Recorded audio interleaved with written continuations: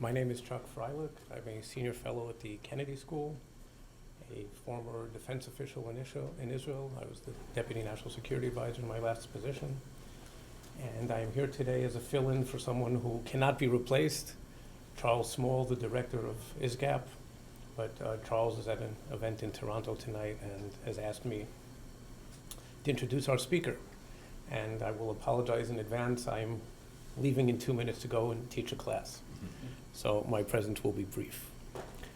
ISGAP, the Institute for the Study of Global Antisemitism, has as its mission conducting academic research, high-level academic research on the phenomenon of anti-Semitism to try and prevent it and try and prevent other forms of hatred around the world. And it does this, among other things, through a variety of conferences and seminars that it holds in leading academic institutions around the world, not just here, but Columbia, Stanford, Oxford, and various other places. Just give you examples of a couple of the conferences from recent years. The names pretty much say it all. Global Anti-Semitism, A Crisis of Modernity. Radical Islam and the Nuclear Bomb. Iran, Hamas, and Hezbollah, Anti-Semitism, and Holocaust Denial. And there's a long list, and there's an ISGAP conference meeting happening almost every day. I suggest that you look at the website. We're meeting at a poignant time of the year. Today is Memorial Day in Israel, Yom HaZikaron, the day for, it's the equivalent of Memorial Day in the United States, when we remember the soldiers who have given their lives in Israel's defense. It's exactly 1 week after Yom HaShoah, Holocaust Day. And tomorrow is Independence Day. So what a week. We go from the total depths of utter destruction. Today we commemorate the losses of Israel's soldiers, but tomorrow we celebrate. In Israel, it's a little bit of a, I would call it almost a schizophrenic experience, because there's a Memorial Day, and for those of you who've experienced it, the sirens go off twice. I mean, the state of Israel comes to a halt. And if you're driving down the highway at 70 miles an hour, you slam on your brakes and everybody comes to a halt and stands at attention for a minute. And there are ceremonies throughout the countries, of course. And as the day ends, the atmosphere starts lightening. If you listen to the radio, the music changes from deep, sad memorial music. It starts getting a little happier. And then by evening, it's the latest Israeli rock, and we're celebrating independence, and tomorrow is a celebration of Independence Day. And this gentleman heard me say this last week, but half the offices in the defense establishment in Israel have a picture on the wall, which to me is the most poignant, most emotional picture I've ever seen. And it's a picture of 2 Israeli F-15s flying over Auschwitz. Talk about national rebirth. So, a very special week. Professor Arnie Dashefsky, University of Connecticut. I will not give you the entire list of publications because it is far too long. Let me just mention a couple of Arnie's books. One is being written at the moment, Jewish Options, Charitable Choices, Philanthropic Decisions of Donors in the American Jewish Community, Jewish Choices, American Jewish Denominationalism. I have to practice saying that one. Americans Abroad, a comparative study of immigrants from the U.S., which I just learned is a comparison of immigrants from the U.S. to Israel and Australia. I never would have thought that somebody would have compared those two. Fascinating study, it sounds like. And Ethnic Identification Among American Jews. And Professor Dashefsky is the past president of the Association for the Social Scientific Study of Jewry. He's a board member of various other associations dealing with Jewish studies. And it sounds like, unfortunately, I have to say, you are in for a treat tonight. I wish I could stay also. Please. Thank you. Thank you very much. I'm delighted to be here as the final presenter in this wonderful series of lectures that Dr. Charles Small has assembled. I think we all owe a debt to Charles for his effective efforts and prophetic voice in elevating the discussion of anti-Semitism to an advanced academic level. My topic tonight is American anti-Semitism, grounds for optimism or pessimism. Before I begin, let me just share a story with you to sort of set the scene about optimism versus pessimism in the American context of anti-Semitism. It's a story about the Broadway producer George M. Cohan. And he was interested in going to a rather expensive hotel and wrote to the hotel to get a reservation.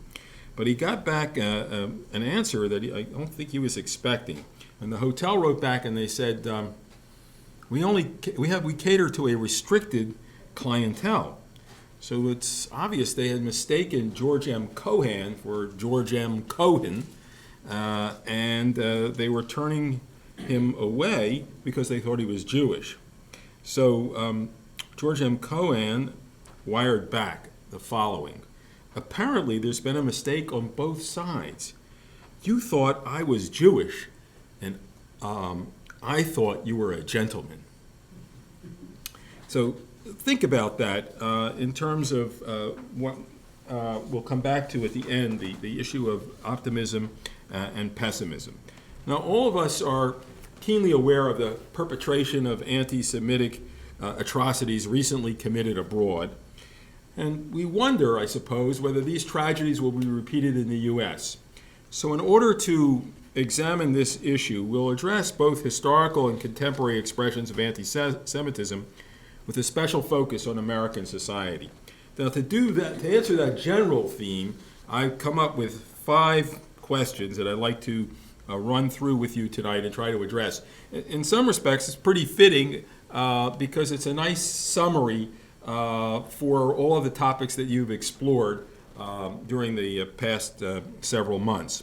So first, we're going to look at how does anti-Semitism fit into the historical evolution of Jewish civilization.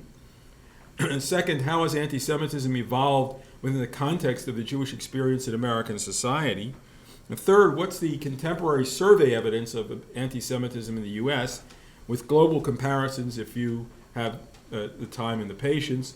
Fourth, what are the correlates and consequences of American anti-Semitism? And finally, are these findings grounds for pessimism or optimism?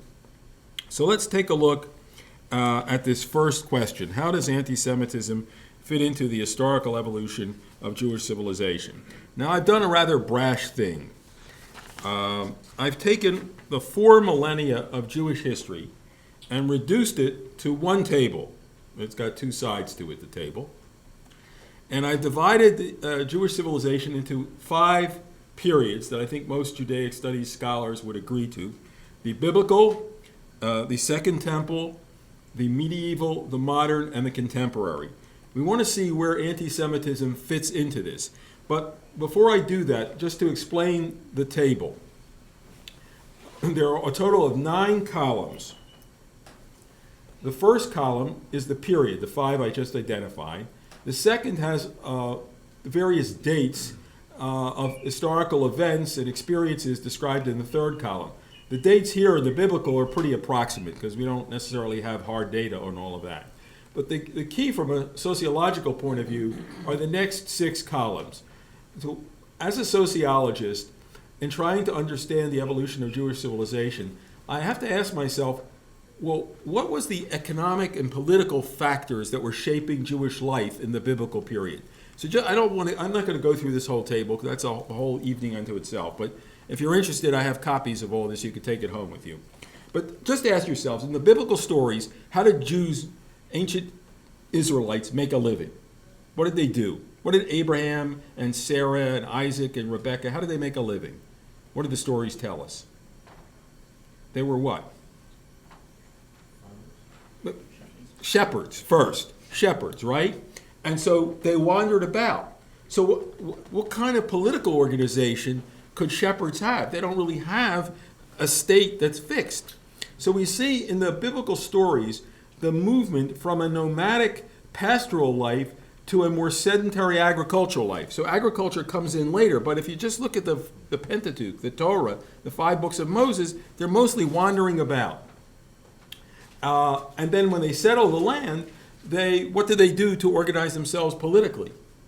They want to have a king, and they create a monarchy. Okay? So the economic and political situation drives the religious life. So when they're wandering around in the Torah stories, what's the central focus of their religion? They have the tent of meeting where they carry around the Ark of the Covenant. You remember the Ark of the Covenant, what Indiana Jones was looking for in one of those movies? But then, when they settle the land, you don't need a portable tent. So what do? They build a temple, right? So that's sort of, I do that, I go through all the different periods. Now, where does anti-Semitism fit in? Anti-Semitism begins in this period. And most historians suggest that the first instance of anti-Semitism was really a kind of anti-Judaism perpetrated by the remnants of Alexander the Great's empire living in Syria in the 2nd century. And during this time, the Syrian Greeks tried to suppress the practice of Judaism. They went into the temple of Jerusalem and defiled it. And then what happened? About the 160s before the Common Era, the Maccabees rose up and drove the Syrian Greeks out. And as a result, the Jews celebrate the festival of Hanukkah, right? So that's kind of the first instance of anti-Semitism where it's really anti-Judaism. One more instance in this Second Temple period occurs in the beginnings with the 1st century of the Common Era. A very powerful century because many different transitions take place. One of the important developments in the 1st century of the Common Era is the development of Christianity. Now, Christianity begins to evolve also, just as Judaism evolved, and it evolves an ideology that it's here to replace Judaism. In fact, what's the sacred book of Christianity? It's called the New Testament. That's really not what it's called. I mean, we know we call it in English that. It's really the New Covenant. And it's a mistranslation from the Greek to the Latin, Novum Testamentum, New Testament. But why is the New Covenant such an important idea? Because it's saying there was an Old Covenant. Who had the Old Covenant? The Jews. The stories, that God makes a covenant with Abraham and says, your descendants will be as plentiful as a multitude, like the stars and the sand on the shore. So Christianity ultimately moves towards supplanting Judaism and creating an ideology that it's going to supersede Judaism. And that supersessionist ideology takes on a real political reality when the Romans adopt Christianity as the official religion of the Roman Empire in the 3rd century.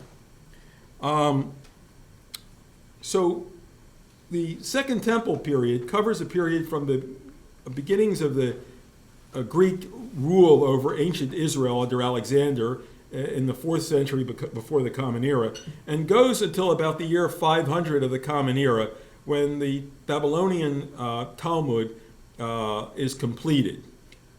Now, the next period of Jewish civilization initially corresponds to our general view of European civilization, the medieval period. Now, when we talk about medieval times, what are the years that we're usually talking about for medieval times?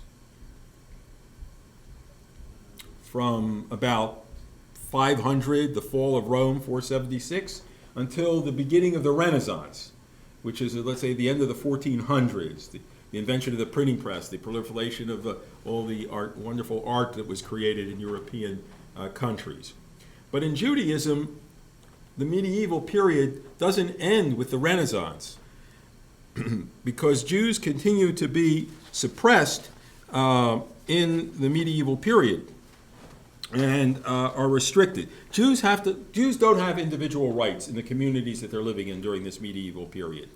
They only have, they're tolerated by the ruler if they pay a tax as a community, not as individual citizens. So generally historians talk about the medieval period and say the Jews live as a state within a state.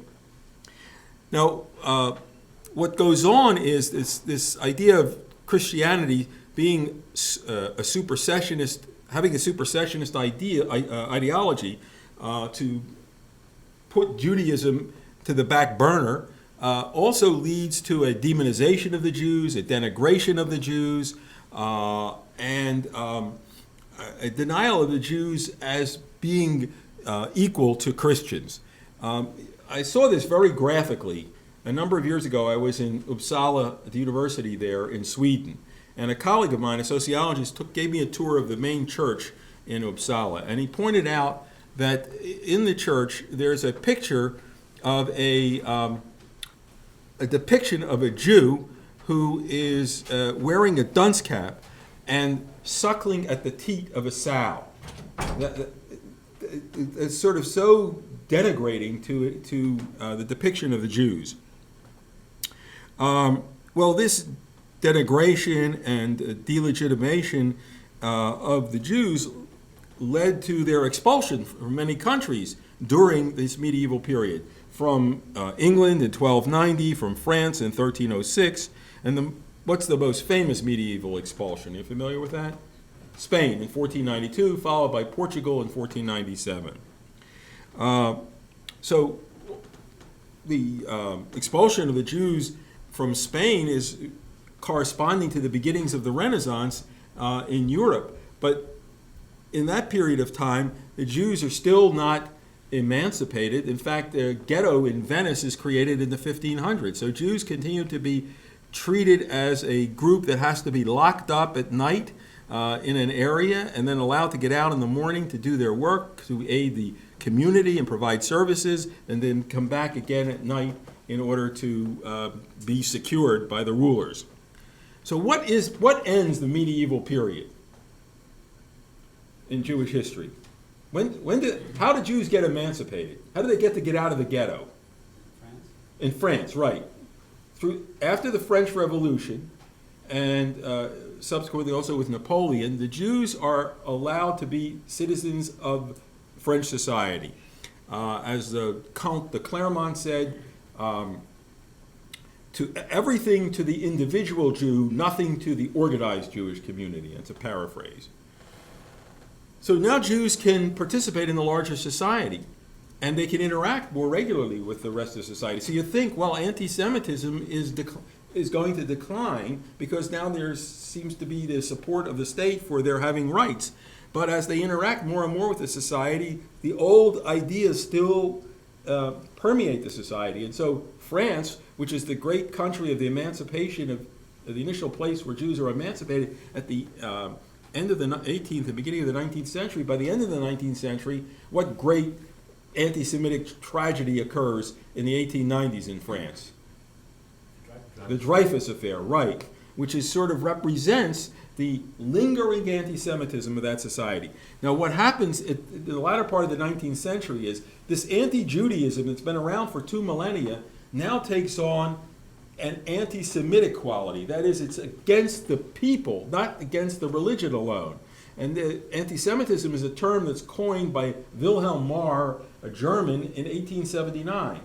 And building on that anti-Jewish sentiment, that is, the people are to be opposed, not just the religion.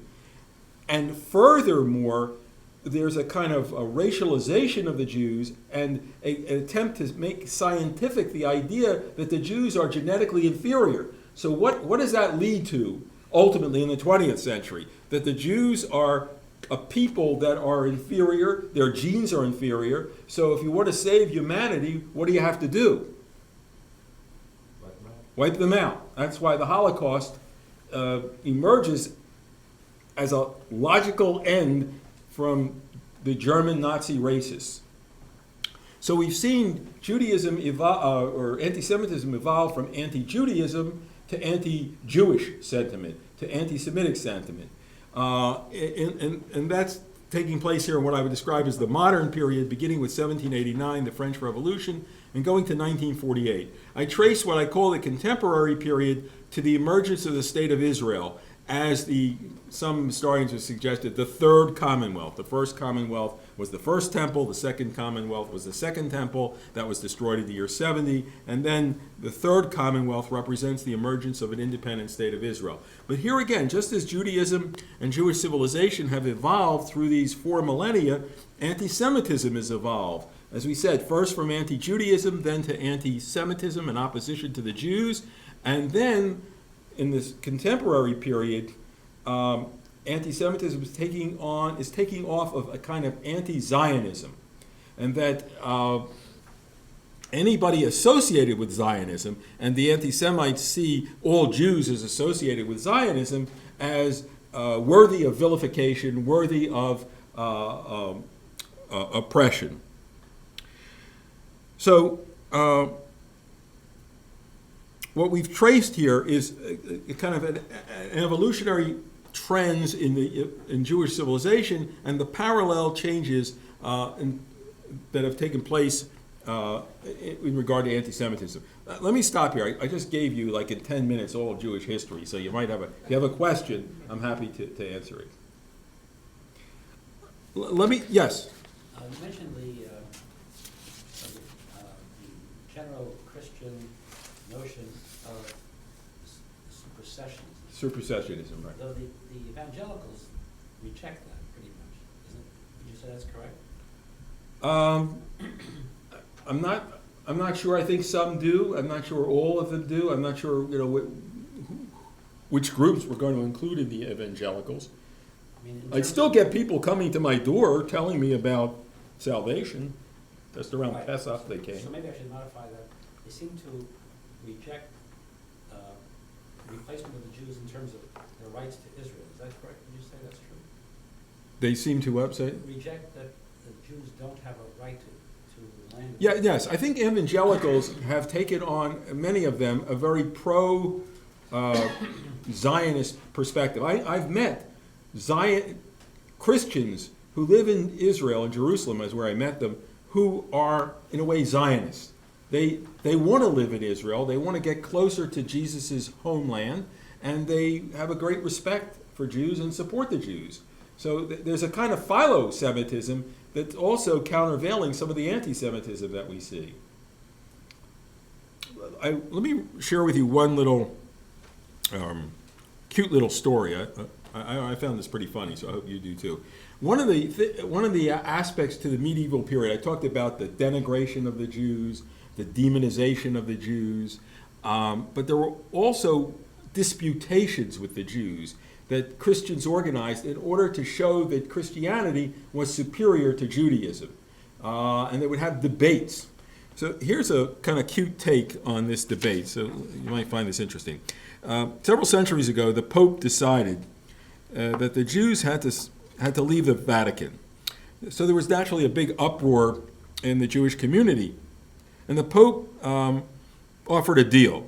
He would have a religious debate with a member of the Jewish community. If the Jew won, the Jews could stay. If the Pope won, the Jews would have to leave.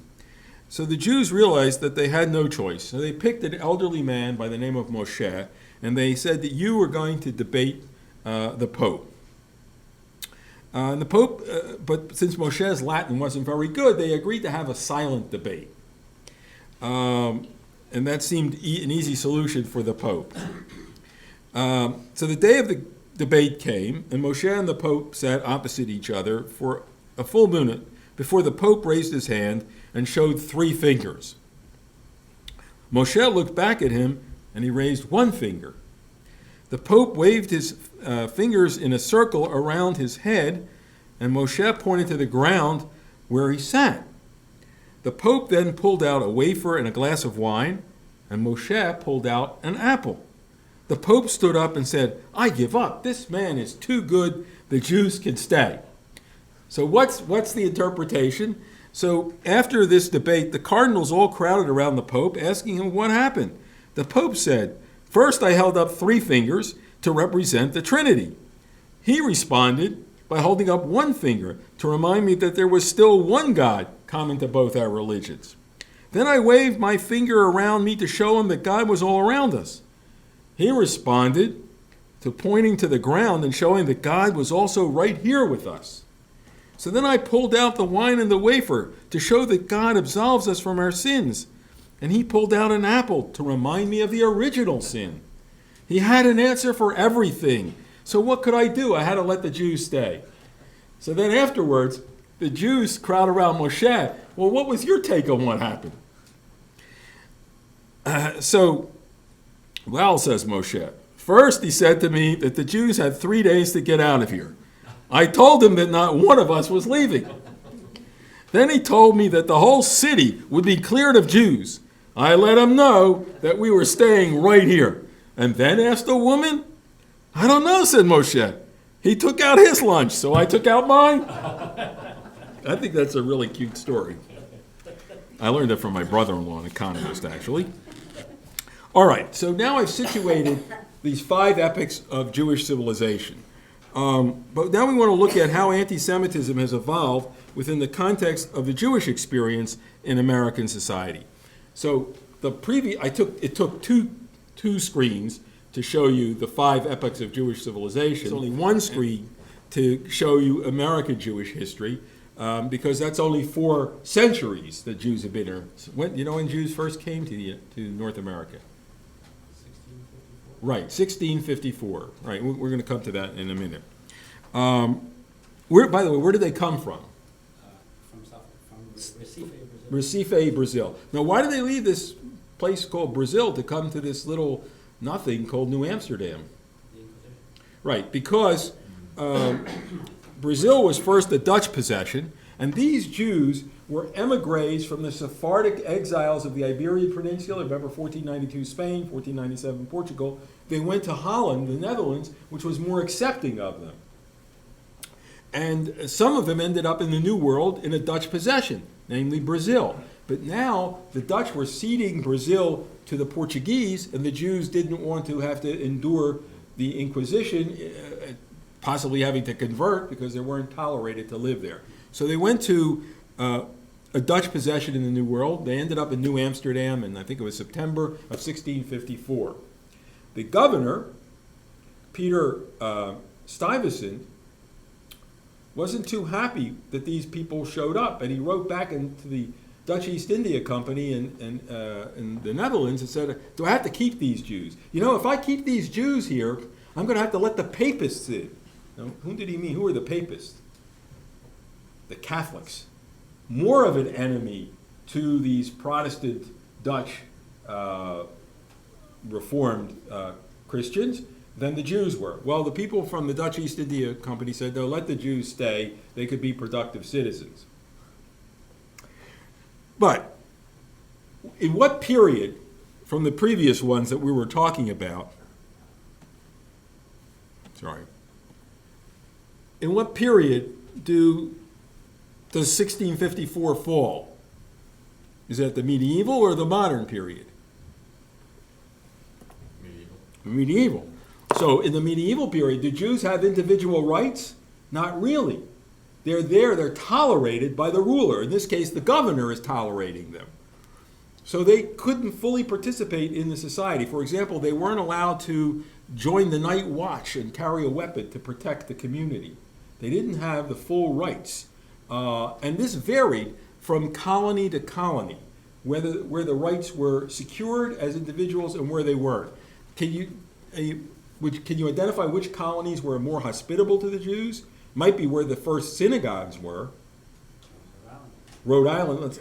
That's not the first synagogue. It's the oldest synagogue building still in existence. Worth a trip down to Newport to see it. I took my students in the Sociology of Antisemitism to see it this last fall. But the oldest synagogue is in New York in 1712, She'ereth Israel, Israel, and Mikveh Israel, the Hope of Israel, in 1740 in Philadelphia. So New York and Philadelphia, Rhode Island were more tolerant. What states, by the way, were not very tolerant? Connecticut and Massachusetts. In fact, I made a calculation. How many years have Jews lived in North America? 361, 1654 to 2015. In more years in Connecticut and Massachusetts, 187 years, Jews weren't really tolerated in a public way. They couldn't organize a synagogue. What's the oldest synagogue in Massachusetts? Now, you folks are here, so give me a little Massachusetts history. Oabei Shalom, 1843. The oldest synagogue in Connecticut, Beth Israel, and then there's one in New Haven, Beth Israel in Hartford, 1843. What happened was that the legislature in Connecticut, I guess probably similar in Massachusetts, although I don't know that as well, said that the Jews could publicly organize themselves and form a synagogue. They didn't want to do that because of the lingering domination of the Puritan ethic that founded Massachusetts and Connecticut. And there was a kind of theocratic tendency in Connecticut and Massachusetts that the only authentic version of religion was the Puritan version of religion. And that changed by an act of the legislature in Connecticut in 1843. So, let's just take a quick look at how I set this up. So really, half of the Jewish experience is where Jews come from these originally Sephardic settlement areas, Spanish, Portuguese Jews, a remnant, very small. By the time of 1776, the year of American independence, rather the Declaration of Independence, there are only a few thousand Jews living in the United States. And even into the 1820s, only a small number, a few thousand Jews. The population begins to take off in the 1820s and 30s and through the 19th century as many German Jews begin to migrate to North America as a result of economic and political dislocations in Germany. Now, the way this table is set up is we look again at the economic adjustment, the political adjustment, and the level of anti-Semitism, the degree of assimilation, and the religious adaptations that individuals make. And we see that as Jews are relatively small in the 1600s, 1700s, and into the first part of the 1800s, the level of hostility to Jews is not very great. In fact, in the 19th century, which religious group is bearing the brunt of hostility? Catholics, right? They're coming in large numbers first from Ireland in the middle of the century and later on from Eastern Europe. When anti-Semitism begins to develop, it's after the migrations beginning in 1880, after the Pale of Settlement in Russia and other dislocations that take place, many Jews begin to migrate. And now, instead of just having about 250,000 Jews after the Civil War in the United States, by the middle of the 20th century, there are over 3 million Jews. And then by the 1930s, even more. In fact, by the 1930s, Jews represent 3.7% of the American population. What do they represent today? Well, no, a little more, 2%. So why have the Jews' proportion shrunk between the 1930s and the present? Because the fertility, the number of children born in Jewish families is much smaller on average than the rest of the population. Plus, there's been substantial migration from other countries to the United States. There have been some migrations even after World War II, some remnants of the Holocaust, the Israelis, Russian Jews, little growth now in the last decade or two of Latin American Jews in Miami and the South Florida area. So the parallels of in the United States to the anti-Semitism that's spreading in Europe continues. In other words, what I say, the Dreyfus Affair, 1890, anti-Semitism emerges as a term in 1879. Mark Twain goes to the Austrian Parliament in 1898, and he says, he writes back about the virulent anti-Semitism that's expressed in the Austrian Parliament. Then the Nazis come to power. They emerge in the 1920s in Germany, come to power in the 1930s, execute the Holocaust in the 1940s. All of these bring a high level of anti-Semitism into play in Europe. What's going on in the United States? Anti-Semitism is also growing, right? If you lived through the 1930s, you may remember Father Coughlin and radio shows, Henry Ford, people leveling diatribes against the Jews. Now, what what ends up sort of attenuating this anti-Semitism? When does that peak of anti-Semitism in Europe, which is in the 1940s with the Holocaust, and also in the United States in the 1930s and 40s, what sort of brings that sort of to begin to slow down? The Second World War, right. So there's a parallel. Racism peaks during World War II. What's one of the first acts of the federal government to weaken racism? To integrate the military, to integrate the federal government. In order to fight a more efficient war, the government decided to do that. So that's in the 40s. And then just follow the decline of racism, not the elimination of racism, but the diminution of it. What happens in the 1950s? Brown versus Board of Education in 1954. 1964, the Civil Rights Act. 1965, the Voting Rights Act. 1970, early 70s, under Richard Nixon, affirmative action. So we have all of these actions that are designed to reduce racism, with the World War II marking the peak of all of these actions. The parallel is anti-Semitism begins to decline. In the 1950s, my mother-in-law told me that she remembers going to Bethlehem, New Hampshire, and in the White Mountains, and seeing signs, no Jews or dogs allowed. Restrictive country clubs, restrictions in occupations, no Jews welcome in business and insurance. I had my students interviewed a lawyer in the 1960s who graduated, I think it was NYU Law School, was invited up for a job here in Boston, and then was told, don't come, there's one Irish member, Irish Catholic in the firm, and we're certainly not going to hire any Jews. So that was in the 1960s. So you see the gradual decline, and I would say a climax to that, in terms of the greater acceptance of Jews in the United States, is the year 2000. Now, why did I pick the year 2000?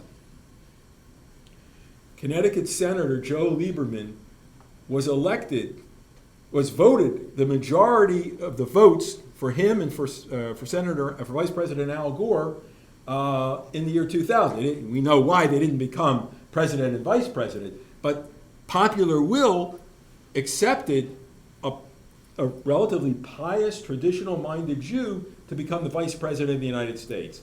And I think that sort of shows the trajectory of decline of hostility to the Jews. In fact, most recently, the Pew Survey Research Center in Washington, D.C. published a study asking what's the most favored religious group in the United States? And it turned out to be the Jews. Throughout much of the 20th century, when social scientists asked people to rank all different religious and ethnic groups, Jews ended up being sort of in the middle of about 30 groups. Not at the way at the bottom, and not certainly near the top. But here you have, by the 21st century, Jews being regarded as the most favorable religious group. And if you take out the Jews from voting for themselves, and the Catholics voting for themselves, and the Protestants voting for themselves, the gap between the Jews and the others grows even more, because the Jews are relatively small, 6.7 million, about 2% of the population. Catholics are about 25% of the population. In a way, Catholics are the most numerous, cohesive group, although altogether, if you summed all the Protestants, there are more Protestants in the United States. One thing I could like to give you before you leave is this little pocket demographics, we call it. You can keep it in your pocket or your pocketbook, and it has all the statistics on American Jews. And one of the things that's interesting in there, well, if you open it up, you've got all the state populations. If you open it up further, you have the 50 leading Jewish communities in the United States. And the reason I wanted to show this to you, at the bottom, you have a graphic illustration of the growth of the Jewish population from 23 in 1654 to the most recent estimates of about 6.7 million. So be sure to pick one up. You can take a couple. I've brought a lot with me if you want to bring them for your friends or your family. When I pass them out at professional meetings, they gobble them up, and I was surprised my niece and nephew were as interested as my colleagues were, my kids were, my grandkids weren't that into it yet. They're a little too young. All All right, so I've tried to give you now an overview of the evolution of Jewish civilization, how anti-Semitism fits into that model, how American Jews fit into the story of world Jewry, and how anti-Semitism has progressed, increased through the end of the 19th and into the middle of the 20th century and began to decline. But before I go on, so I got three more questions. Did you want to ask me any questions? Is that reasonably clear? I realize I came here with a lot of information to give you, but I felt obligated for you to leave with some understanding of anti-Semitism and Jewish civilization and how anti-Semitism fits into it, since many of you spent several sessions here. Any questions?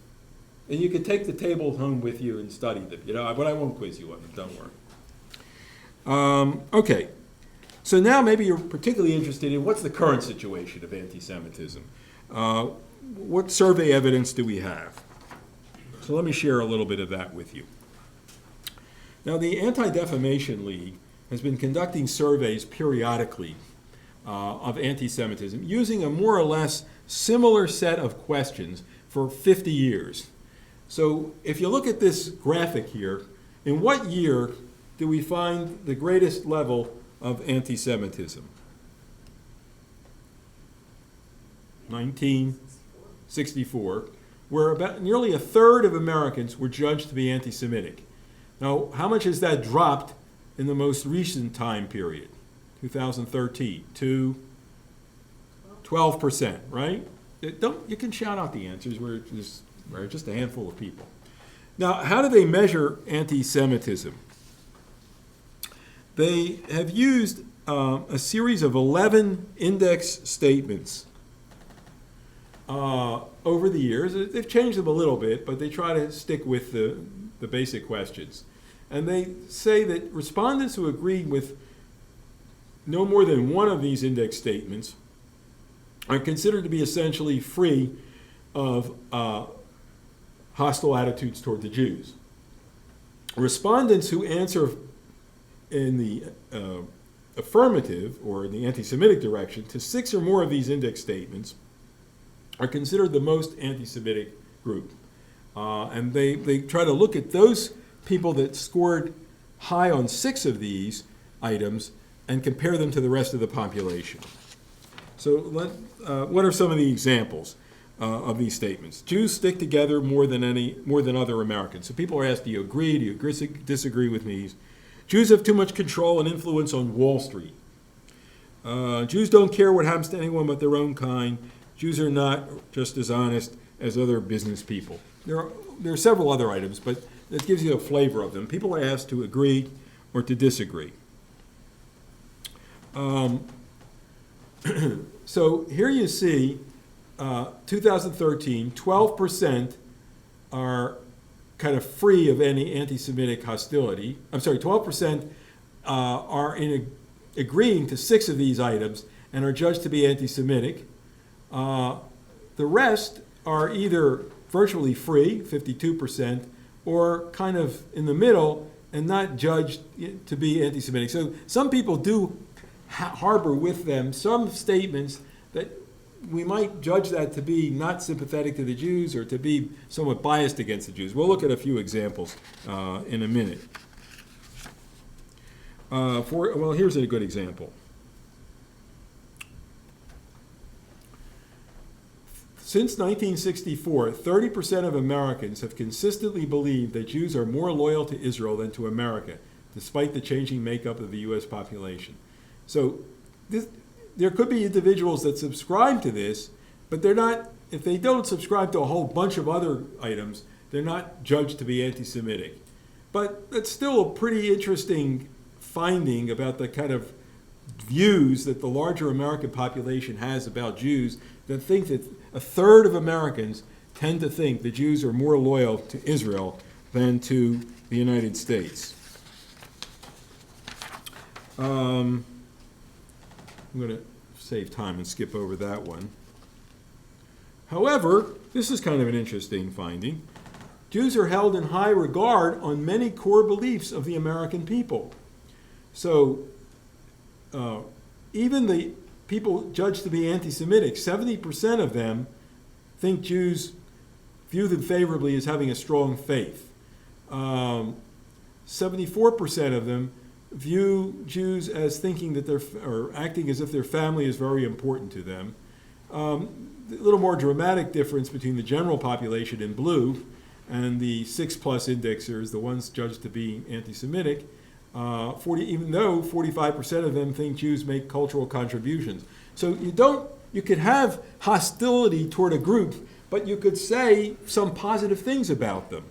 It's a kind of a curious mix, but it's been found in a lot of studies of prejudice. Another interesting finding: a fourth of Americans believe that Jews were responsible for the death of Jesus. That would include the people that are judged to be anti-Semitic. That's a much higher proportion, more than half of them generally in all the years. But even in the general population, about a quarter to almost a third judge Jews to believe that Jews were responsible for the death of Jesus. I guess a lot of them watched Mel Gibson's movie, The Passion. But The Passion is somewhat based on interpretations of the New Testament. Another interesting finding: a quarter of Americans continue to believe that Jews still talk too much about what happened to them in the Holocaust. This bothers a lot of Americans. And you see, even in 2013, where we say that 12% of the general population is anti-Semitic, 66% say Jews talk too much about what happened to them in the Holocaust, and even 24% of the general population say that Jews talk too much about the Holocaust. So there are some themes that kind of indicate a certain uneasiness that the American population has with the Jewish population. Another interesting finding: these are all taken from the Anti-Defamation League most recent survey of American Jews in the year 2013. There's a high correlation between anti-Semitic beliefs and broader intolerance. So people who are anti-Semitic tend to be more likely to be racist, more likely to be hostile to other religious and ethnic groups. Another interesting finding: in the past 2 years, anti-Semitic views among African American population have declined, but they still remain higher than the general population. It may be that as African Americans gain more education, they become more tolerant, because there's an association between more education and less anti-Semitism. And here's another interesting finding. The anti-Semitic propensities among Hispanics differ according to birthplace. So let's see if you can look at this 2013. What is this showing here? Who are these 36% who score high on anti-Semitism among Hispanics? Which ones are they? Foreign born. What's the green? U.S. born. So look at the difference. 2.5 times more likely to be anti-Semitic among the Hispanics if they're foreign born as opposed to native born. Now, why would that be? Why do you think that could be? The traditions of the Catholic Church. Yes, but... And certain countries are communistic. Right, okay. Well, yes. I mean, well, there's only one Latin American communistic country, Cuba. But previously was, and it still continues in the culture. Okay, but I think you're on to it. The people that are immigrants, that are not native born, are coming from countries that are in Latin America, which have more traditional teachings in Catholicism that tend to be supportive of the supersessionist idea and that the Jews are responsible for the death of Jesus, whereas people growing up in America have been exposed for the last 50 years with a rapprochement between Christianity and Judaism. The encyclical of Pope John the 23rd called for an end to vilification of the Jews and to say that the Jews are not responsible for the death of Jesus, neither in the past nor in the present. And Protestant churches also began to change their ways of thinking about these matters. I must say, some sociologists in the 1960s carried out some important studies that helped, I think, to promote this denouement, or promote this rapprochement between various Christian denominations and Judaism. An interesting finding in one of these famous studies, Christian Beliefs in Antisemitism, by sociologists Charles Glock and Rodney Stark, they did a large-scale survey in California, and they asked a whole bunch of questions. One of the questions they asked was, are there any Jews in the Bible? Now, when we think of the Bible, well, whom do we name as Jews? The patriarchs, the matriarchs, David, and so on, King David, Moses, and so on. A minority of Christians, only 10%, but I think it's very revealing, said there was only one Jew in the entire Bible. This is Christians, so it includes what Christians call the Old Testament, what Jews call the Tanakh, or the Hebrew Scriptures, and the New Testament. Who do you think was this one Jew that this minority, only 10%, saw in the Bible? Abraham? No. Moses? No. Judas. Who's Judas? The one who killed Christ. Right. Now, there's a current theory even that this was a plan by Judas and Jesus to do this, but I don't know if that's how widespread that is. Now, of course, what's so intriguing about this? Judas is a Greek version of what name? What biblical name? Yehuda. Judah, right? Now, does Judah sound like Jew? Yes. Why? Because in Hebrew, Judah's name, and Judas in the New Testament, had a Hebrew name, Yehuda. Yehuda is one of the sons of Jacob. Why do you say Jew in Hebrew? Yehudi. So why, and in fact, the southern kingdom where Jerusalem was centered during the, after the split between the northern kingdom and the southern kingdom, after Solomon's rule, was called Judea because Judah settled in the central portion of ancient Israel, where Jerusalem is. And so the people that lived there were seen as the sons of Judah, the children of Judah, and became the Jews. So, and how do you say Judaism in Hebrew? Yahadut, the same root word. To make somebody Jewish is liyahed. It's all the same root word in Hebrew.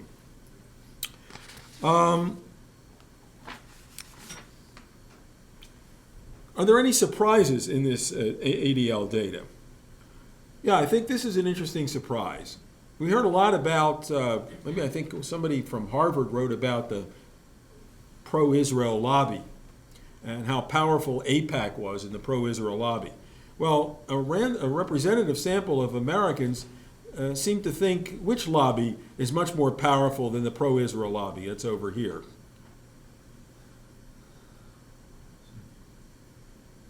What lobby is that? The oil lobby, the pharmaceutical lobby, the NRA, even the tobacco lobby is more powerful than the pro-Israel lobby, which I think is kind of interesting. Any questions about the kind of portrait we've painted of anti-Semitism in the United States in the 21st century?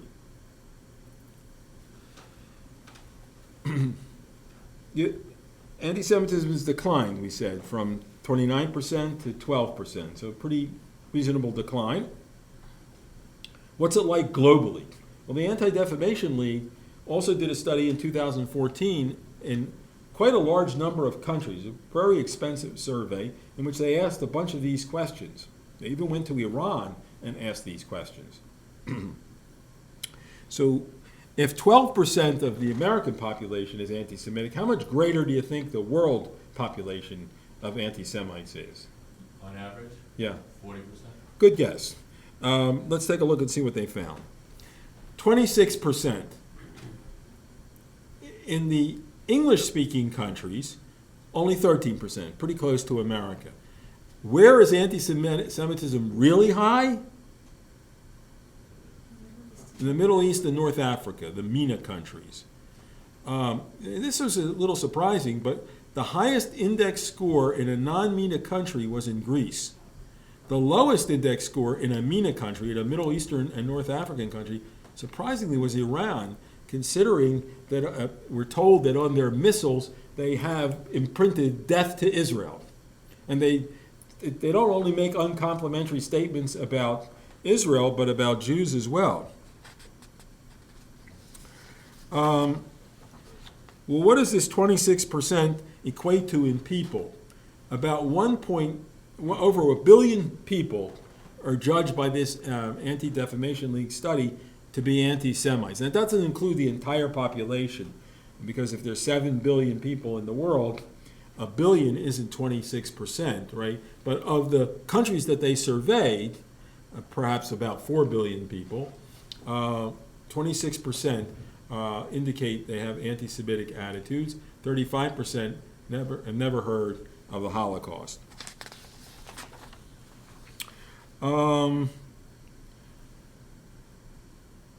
Do you want to hear some more of this, or that's enough? Did I give you enough numbers? You want to look at a few more slides? Okay. So what are the major stereotypes that exist on a global level? The most widely accepted anti-Semitic stereotype is that Jews are more loyal to Israel than to the country in which they live. I think it was the world, it's 41%. I think we saw on the previous slides 30% in the United States. So all around the world, people kind of think Jews are more loyal to Israel than the country in which they live. It's less true in Asia than it is, let's say, in Western Europe, which is kind of interesting. Second most widely accepted stereotype is that Jews have too much power in the business world. This is most widely accepted stereotype in Eastern Europe. Among respondents in the Middle Eastern and North African countries, the two most widely accepted stereotypes are people hate Jews because of the way Jews behave, 75%. Jews are more loyal to Israel than to this country and the countries they live in, 74%. So there's a high level of hostility that exists in the Middle East and North Africa, obviously related to the conflict that they see between Israel and the Palestinians and the neighboring countries. But this is kind of an interesting finding. What's more important, religion or region of the world in shaping anti-Semitism? You might be inclined to say it's religion, but it isn't. True that 49% of Muslims have the highest average score of anti-Semitism, but region is even more important. In the Middle Eastern and North African areas, the score is 74%. And there are a dominant group, there are Muslims in this area, but there are also Christians living in them. We've heard sad stories of them being persecuted in recent weeks. So what are some variables that are associated with anti-Semitism? Age. People over 65 are more likely to be anti-Semitic. People who are living in countries where there's a larger Jewish population are less likely to be anti-Semitic. So there must be something with interacting with the Jews. When you actually interact with the Jews, you don't find them quite as objectionable. Education. Now, this is an interesting finding. In the West, educated people are less likely to harbor anti-Semitic views. In the Middle East and North Africa, more educated people are more likely to hold anti-Semitic views. And then this is another interesting finding. There tends to be an overestimation of the global Jewish population. Nearly 4 in 10 people in the world think the Jews represent more than 10% of the world's population. Now, okay, 10%, what would that be? What's a real number? If Jews are 10% of the world's population, what's the number? 600 to 700 million people. Wow. How many Jews are there in the world? 30 13 to 14 million, closer to 14 million. How many were there in 1939? 18 million.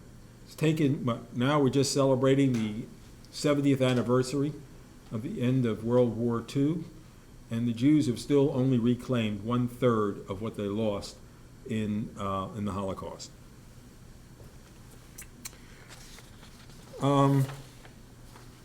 Any questions or comments that you want to raise with me? Here's another interesting finding. Of the 74% of the people surveyed around the world who never met a Jew, still 25% harbor anti-Semitic attitudes. So you can hate people, you've never met them. Okay, that makes sense. I was talking to a colleague of mine in the physics department at UConn. He's an African-American physicist. He was asking me about the course on anti-Semitism, and I was mentioning this finding. And I said, well, if we go to North Dakota, where there are very few blacks and very few Jews, we'll still find a fair amount of anti-black sentiments and anti-Jewish sentiments, even though there are hardly any Jews or blacks living in North Dakota. How is that possible? Because the ideas in the culture have spread throughout the country, even without interacting with other people.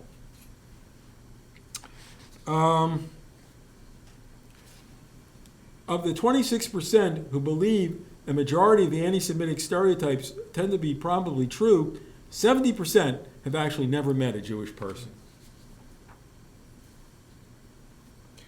Let's see, is there any other interesting slides? I'm going to skip over a few. I think that's about it. Any questions or comments or? Yes, go ahead. If they ask that question to Germans as to the issue of the Holocaust, and Jews talk too much about the Holocaust, They're probably, what would the German population be? if it's 30% in the United States, it would probably be at least that or not higher.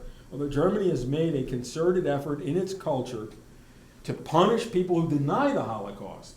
Right? There are people that can go around denying the Holocaust, and free speech protects them. In Germany, you can't do that. But if it's 30% in the United States, say Jews talk too much about the Holocaust of this larger citizenry, I'm sure, I don't know the answer, I would say it's at least that level, if not higher. Any other questions? Whoops. Oops, sorry, let me go back to the slide that I was up to.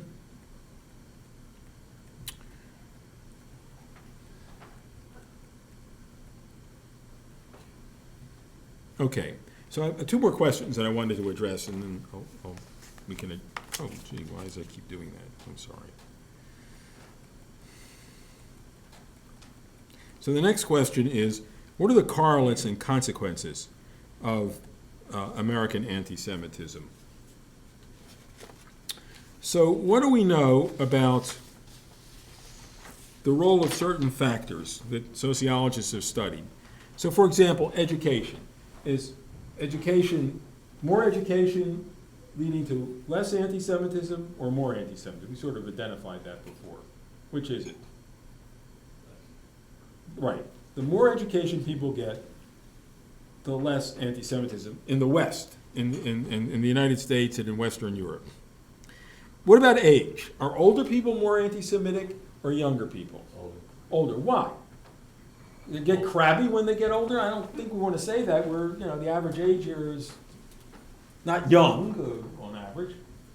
Socially acceptable these days. Widely socially acceptable. As a result, what we like to say is there's a certain cohort effect. People who are of a certain age grew up in a certain world with a certain culture and a certain social structure where anti-Semitic ideas were more prevalent. People growing up today, to some extent, that's less true. Although my colleagues at Trinity College, Barry Kosman and Ariella Kesar, recently published a study of the perceptions of anti-Semitism among college students and found a shocking amount of students, I think over 50%, saying that they have experienced or observed anti-Semitism. And at first I couldn't believe it. I was talking to Barry today, and what is it that's distinctive to the cultural cohort of college students that's not distinctive in all likelihood to the cohort represented tonight? Students for Justice in Palestine on the campus. Part of it, yes. And just the media That's right. criticism of Israel. Right. Well, and the social media that they follow and they read and they can see all these things, stuff that I don't see, they see it, and they say, "Well, I've observed anti-Semitism." Now, I was saying, Sandy and I, my wife and I, were talking about it. So, about 2 or 3 years ago, my assistant in the Center for Judaic Studies came into the office. It was in July, I think, quiet time of the year. And she found a anti-Semitic message on our answering machine.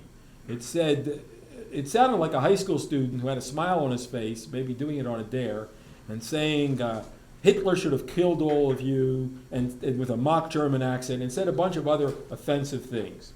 So how many people were victimized by listening to that? 2, my assistant and me, okay? But if someone does the same thing and puts a video up on media, well, thousands of people could see it. So I think that helps us to understand the phenomenon. Whether it indicates a growth in anti-Semitism, I'm not quite sure. So I've invited my colleague Barry Cosman to come to UConn and talk about this so we can further explore this matter. I just had a conversation with him while I was at the hotel. All right, what about religion? Now, formally, we could say that people who are more pious Christians were more likely to be anti-Semitic because they subscribe to the supersessionist ideas, to the idea that Jews are an inferior group, that they've been superseded, that the New Testament is superior to the Old Testament teachings that the Jews followed, and so on. But what we've seen is a movement away from that kind of teaching. What we can say, I think, that might still be true, is an observation by the famous social psychologist Gordon Allport, who suggested that if individuals view their religion as providing them with an institutionalized sense of superiority, they're more likely to be prejudiced, bigoted, anti-Semitic. If they look at their religion and emphasize the interiorized creedal ideals of the religion, love your neighbor as yourself, or do unto others as you would have them do unto you, then they are less likely to be intolerant, less likely to be anti-Semitic. I think that's still an important, useful way to look at the role of religion in shaping prejudice, discrimination, racism, and anti-Semitism. What about region and locality as a correlate of American anti-Semitism? Now, there's literature that suggests that people that live in the rural parts of the South and the Midwest are more likely to subscribe to anti-Semitic ideas and anti-Semitic beliefs. On the other hand, people in the South have been found to be more pro-Israel. This relates to the point you were making before. So again, it's kind of a mixed bag. It's not quite as clear-cut that we can sort of say, the XYZ characteristics and you're automatically anti-Semitic. Not quite. It requires a more nuanced approach. How about political ideology and identification?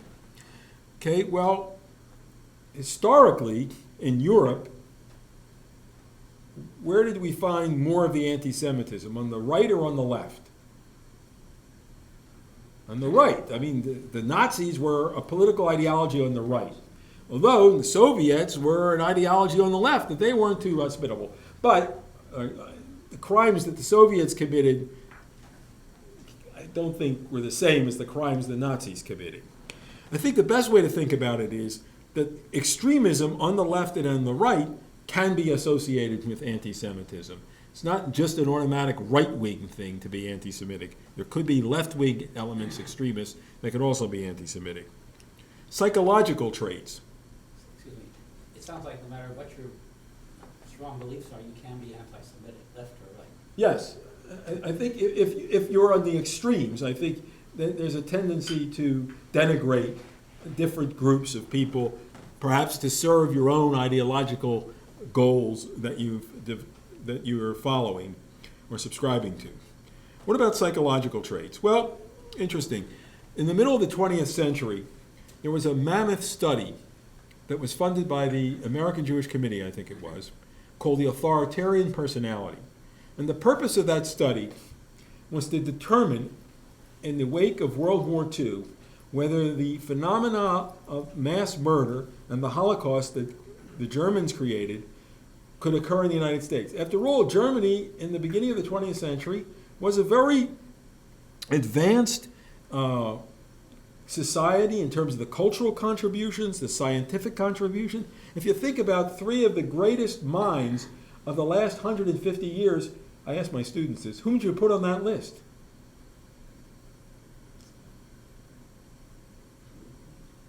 Einstein? Einstein in the physical, Freud, and Marx. All descendants of German-speaking Jewry. Now, Marx wasn't much of a good Jew, I suppose you could say, because it wasn't his fault. His parents converted to Christianity. Einstein was an identified Jew. Freud was Jewish too. By the way, Freud was invited to address the the B'nai B'rith, not anti-defamation, B'nai B'rith. I don't know when this was. I guess the early part of the 20th century. And he was asked, well, how does your being Jewish affected your work? Now, Freud wasn't a pious person, but this is very interesting. He said, being Jewish taught me how to stand in opposition. And his ideas were in opposition to mainstream thinking. And he had the courage to promote them because he saw that being Jewish was going against the grain. And maybe in a way, that's part of what supports anti-Semitism, that people can't tolerate that there's some people that aren't subscribing to everything that everybody else believes in. And there isn't the toleration for a different set of practices, a different set of beliefs, a different set of ways of doing things.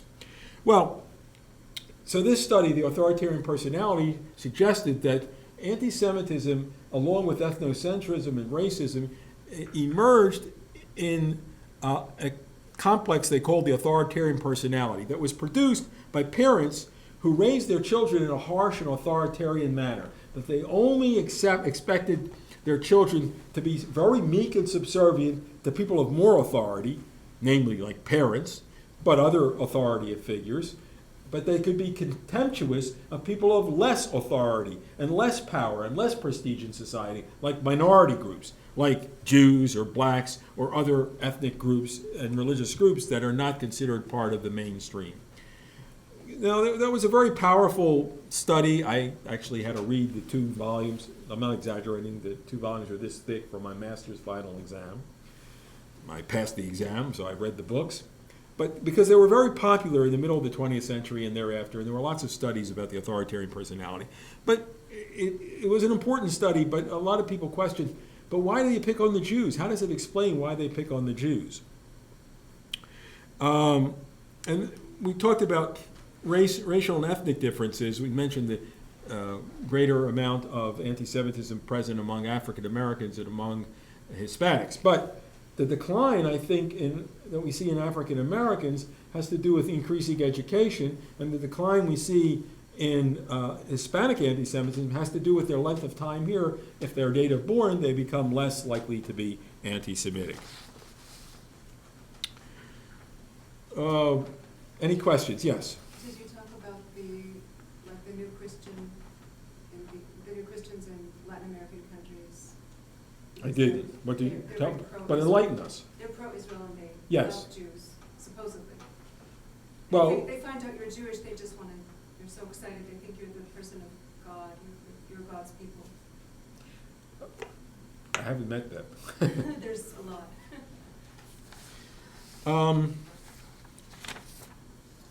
I didn't really explain how sociologists think about explaining anti-Semitism. Do you want to hear that in 2 minutes? There are basically 3 levels of explanation. One level says anti-Semitism arises in certain individuals who have a personality need to despise other people, like the authoritarian personality. But that doesn't explain, if you accepted that as the main reason, well, that would mean that all those people that are anti-Semites are sick, distorted personalities. So it's not sufficient. So there's another school of thought and set of theories that says anti-Semitism, like prejudice in general, racism in general, is a part of the culture. People are socialized to be anti-Semitic by their parents, by the culture around them, by reading certain books or watching certain movies at a certain point in history. But that doesn't really explain to us, well, why did anti-Semitism start in the beginning? And so I think most sociologists would agree that if you want to try to understand anti-Semitism, prejudice, discrimination, and racism in general, you have to look to the kind of interactions that go on among different groups. And what we like to say is prejudice and discrimination arise as weapons in intergroup conflict. And one group will use any means necessary to disqualify another group. Why do they want to disqualify some people? So that they can get more of the rewards for themselves. If I can keep them out of going to Harvard, then I have a better chance of getting to Harvard. My kids have a better chance of getting into Harvard. If I can keep them, and Harvard did that, kept Jews out, kept a lot of different groups out. I think Yale, Harvard-Yale, big competition, I think Yale had probably a worse record than Harvard did. Even my own university, a colleague of mine wrote a history of UConn and found an interesting letter written by President Jorgensen, a very popular president, a long-serving president in the 1930s and 40s, in which he wrote a letter of recommendation to the Yale Medical School praising this student as a candidate for admission to the Yale Medical School. But he added a little line at the bottom, but I should tell you he is of a Hebrew background, to make sure that they didn't let him in if the quota wasn't reached, if his admission exceeded the quota. So ultimately, sociologists argue that the ultimate source of prejudice, discrimination, racism, and anti-Semitism has to do with the competition and conflict that develops among groups to secure certain rewards in society. And if I have the power to suppress some groups of people because my group is larger, I've got more guns than they do, I've got more prestige than they do, I've got more money than they do, more land than they do, then I'll keep them down because then I can maximize the rewards for my own group. And then the culture takes on a flavor of this denigration of this group and reinforces it. And then some people grow up with these distorted personalities that in order to function, they need to suppress other people. So that's kind of like in a 5-minute capsule view why there's prejudice, discrimination, racism, and anti-Semitism. Yes? Okay, so it describes why there's all of those things, rather than just, because I was wondering, where do the Jews fit into that? Why anti-Semitism rather than just racism against blacks or Latinos? What's special about the Jews? What makes that different? Well, the unique interactions that Jews have had, the undergirding in Western societies of the Christian teachings that tended to denigrate the Jews, to demonize the Jews in the medieval period. There's a lingering heritage of that. Sort of, that's what people objected to some extent in Mel Gibson's movie The Passion. It seemed to bring back those old ideas that the Pope John the 23rd repudiated in his famous encyclical Nostra Aetate, that Jews are not historically responsible for the death of Jesus, and neither in the time of Jesus nor in centuries past nor today. So there is a kind of story to it of certain kinds of interaction, certain kinds of competition and conflict, which becomes integrated into the culture and then also sometimes into the personalities of individuals. Yes, you're allowed to ask questions. Can I ask a question, even though I'm just Yeah. hired help?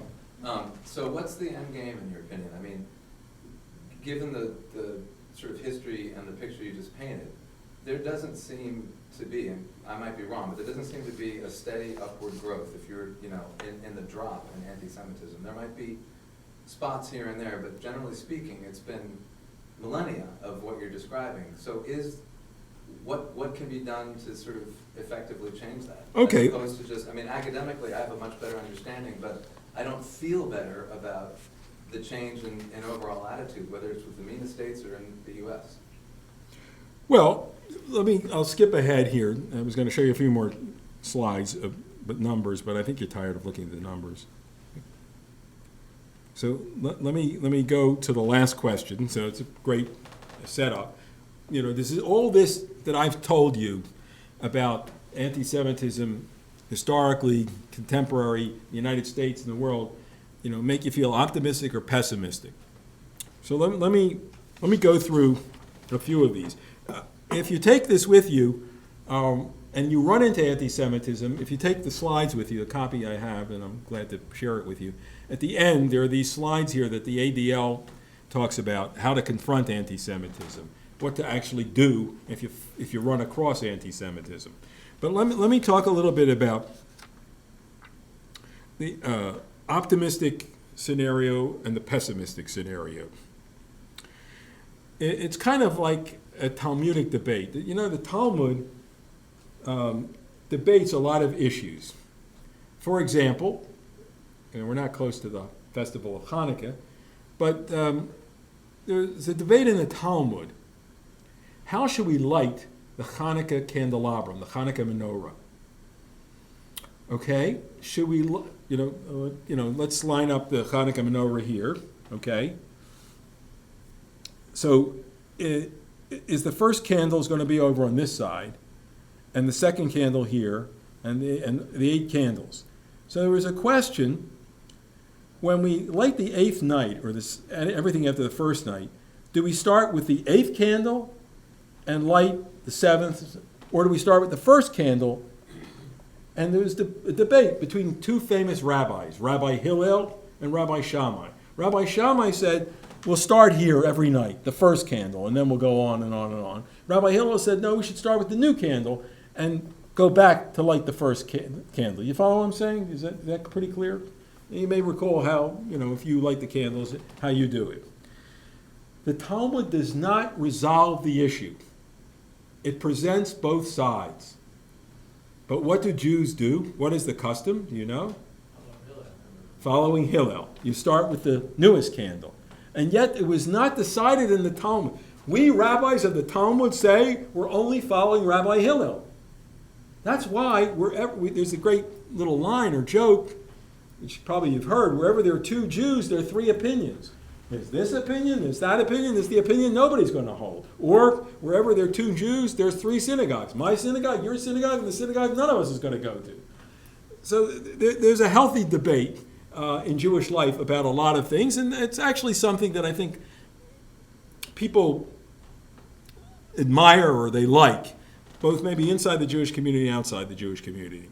And in fact, in the Talmud, there's an expression in Aramaic. It says, okay, this is Shammai's point of view, and the Aramaic expression is me'idach gisa, on the other hand. And that's like Tevye in Fiddler on the Roof. He says, on the one hand, there's this, and on the other hand, there's this. So that's what I'm going to do. And then we'll try to see how you feel about all of that. So, on the positive side, only 12% of Americans are anti-Semitic. It's quite a lot less than it was just 50 years ago. On the other hand, 12% represents how many millions of people? 40 million. What? Close to 40 million. Yeah, 35 to 40 million people. What's that? 6 times the amount of Jews in the United States are anti-Semites. That's about twice the population of all of New England, right? I didn't check this out, but I think there aren't more than 18 million people living in New England, something like that. A second point, the more education people have, the less likely they are to be anti-Semitic.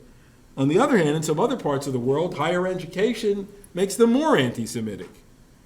A third point, we have a powerful representation and supporters in the U.S. government, including an office in the State Department that addresses the issue of anti-Semitism, that speak out against anti-Semitism, and important individuals that are prominent, celebrities, for example, speak out against anti-Semitism. George M. Cohan illustrated that point. That's why I shared that story with you. On the other hand, there are hundreds of neo-Nazi and other hate groups in the United States, and I counted 29 in New England. We don't see them too often, but they're there. Fourth, powerful foreign government leaders have spoken out very passionately against anti-Semitism. The Prime Minister of France, the President of France went to the service in memory of the people that were killed in the kosher supermarket. And in some other countries as well, in Germany and other countries. On the other hand, there's some countries, I'll name one, Iran, that have vilified Israel in particular and Jews by extension. A fifth area on the positive side, intergroup relations organizations in the United States, like the ADL, the Anti-Defamation League, the American Jewish Committee, work hard to promote interreligious dialogue and to work against actions that are anti-Semitic, that are racist. Now that's very positive. On the other hand, some religious groups have supported actions that are, if not anti-Semitic, I'm thinking of the BDS movement, if not directly anti-Semitic, contribute to a kind of sentiment of anti-Semitism. Finally, a lot of campuses have, and leaders of the campus have deliberately spoken out against anti-Semitism, have not supported this BDS movement and the vilification of Israel and Jews. On the other hand, there are instances where you could point to these actions taking place. So what are we left with here? How does all that make you feel? That things are pretty good or things aren't so good? Remember how much they've changed. Yeah. You think universities that were, or university incidents that were anti-Semitic, I hear it now even on the front page of the New York Times with that girl Molly Horowitz in Stanford, who was asked recently about her Jewishness before she could qualify to be a member of the student government senate. Stanford is a top school, very educated across, so certainly not very optimistic. Yeah, disconcerting, yes. But I think I understand that. And there was the case at UCLA too, where somebody was asked, well, because you're Jewish, can you be fair? As if, nobody asked any other religious or ethnic group member, can you be fair when we're judging issues, that may affect racism or other kinds of issues that sometimes come up on a college campus. I don't think we should judge the entire situation by certain specific instances that occur. I think they give us pause for concern. They need to be dealt with. The organizations I mentioned, like the ADL and the American Jewish Committee and other local Jewish community relations councils in local communities, do attempt to deal with these issues. I don't think we should draw the conclusion from instances like this that we are on the eve of the 1930s. I think that's overstating the case, and it's, in my view, not helpful to do that. I do think we need to be vigilant about these matters. And so let me conclude with this thought. And I'll be glad to talk to you afterward over cookies and tea. You might ask me, am I optimistic or pessimistic? What's the difference between the optimist and the pessimist? Well, the pessimist sees the obstacle in every opportunity, and the optimist sees the opportunity in every obstacle. So I think that it's important for us to seize the opportunity to build, to strengthen rather, intergroup cooperation, develop allies, and legitimate diversity. That we need to, as individual citizens, whatever our religious background, to focus on these issues: intergroup cooperation, the development of shared alliances, and the legitimation of diversity.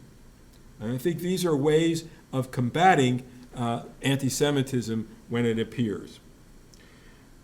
Finally, I mentioned the low fertility of the Jewish population, why they're shrinking. So let me suggest to you that some of you go home and either encourage your children or your grandchildren, if not yourself, to work on your obvious homework assignment. Thank you very much.